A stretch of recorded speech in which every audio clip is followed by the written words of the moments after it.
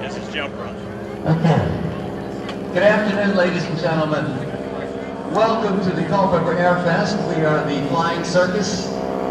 Very privileged to open the show. Joe Callan is in free fall. Now he's under canopy.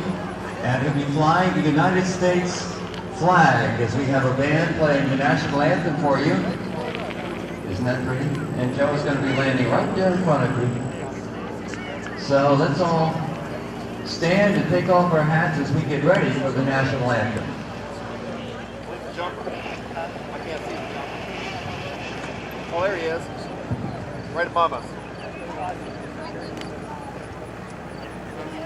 That's 180. Perfect.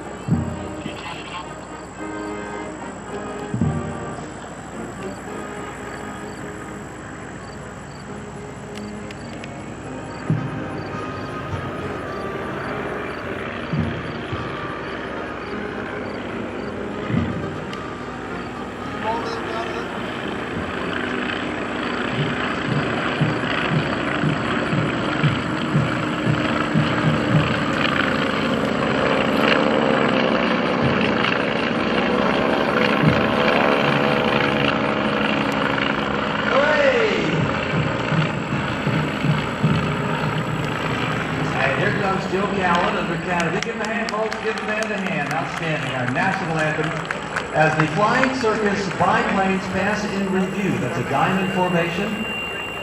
And we at the Flying Circus fly authentic World War II trainers.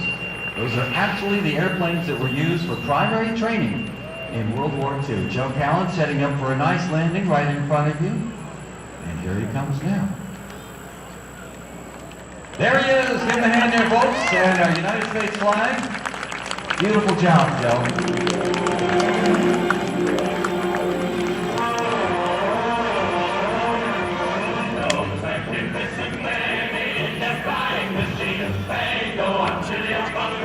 We are the Flying Circus, putting on air shows since 1970 in Neilton, Virginia. I have many brochures with me. Any of you would like a brochure? I'll give it to you, and we also have a Flying Circus tent over there, a checkerboard tent. Air shows every Sunday, May through October. We're one of the most unique air shows in the world, certainly the longest running, where we actually put on air shows, but we sell airplane rides in the open cockpit Stearmans, Wacos, fleets. And we sell rides very inexpensively, I might add, because these airplanes are individually owned and maintained by the pilots. In fact, one of them is John Karate, who bases his airplane right here. You have 4 different airplanes in the air. A Stearman PT-17 built by the Boeing Company as a primary trainer in World War II. It was designed in the early 30s, but as you know, that was a Great Depression going on. So not too many of them were built then. About 10,000 were built overall during the war. Primary trainers is how our pilots in America, and about 1.5 million pilots were trained here in America during the war, some by the civilian pilot training program, and many by the military. But the Boeing Stearman, the Fairchild PT-19, the Lion PT-22, all stable trainers, even the Piper Cubs. And we will have a Piper Cub in the show today when we give away an airplane ride to one of you in the show. We're going to do a simultaneous peel-off here. This will be very cool. Lead airplane is the Boeing Stearman. Then we have a Super Stearman. And then we have the Waco ZPF-7. And then we have a fleet of the Local Fleet Consolidated Aircraft Company. Here we go, watch this.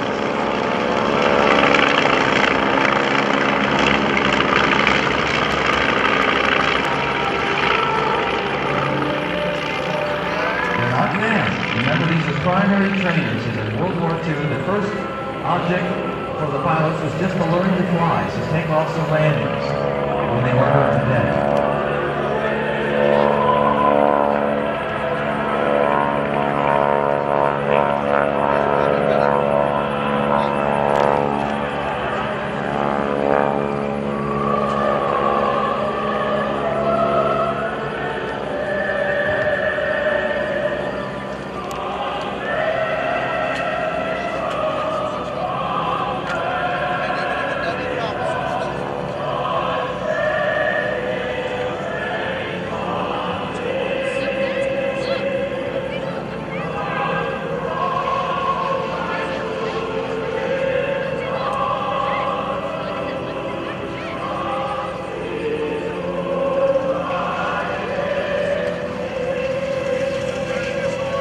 The Boeing Stearman PT-17, flown by Dave Brown, who was still in the Air Force Reserve. Now, the Air Force became a standalone service in 1947. Up to that time, and during World War II, it was the Army Air Force, the Army Air Corps, the United States Army Air Force. And that's the Army Air Force markings. When they were all yellow, then they were the Navy and the Marines. Same airplane number, Boeing Stearman. Dave is going to taxi by right in front of you. I'll stand over here on the grass out of the way.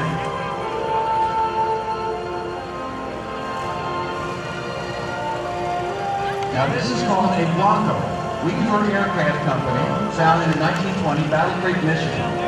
John Karate, who bases that airplane here, Vietnam Naval aviator from the Vietnam War, veteran of the Vietnam War. He was in the Navy, flew the P-3 Orion. And there goes Joe Callan, our skydiver, ladies and gentlemen. Give him a hand there. The Waco company is out of business actually, but they are still making Wacos in Battle Creek, Michigan at the Kellogg International Airfield on demand. This is called a Fleet, F-L-E-E-T. In Canada, it was a Finch. Again, a trainer from the 30s and 40s. Built by the Consolidated Aircraft Company in Buffalo, New York. It's a lighter airplane than the first two, being flown here by Culpeper PT-17. John Karate, Vietnam veteran Navy pilot. Chuck Tippett. Here's the man. Chuck is a lineman for the Rappahannock Electric Company. Spends a lot of time in the air. And that's a tuner, works in a design to use a 5-cylinder. The others were a 7-cylinder and a 275. This is called a because it's not only a Stearman, PT-17 KF,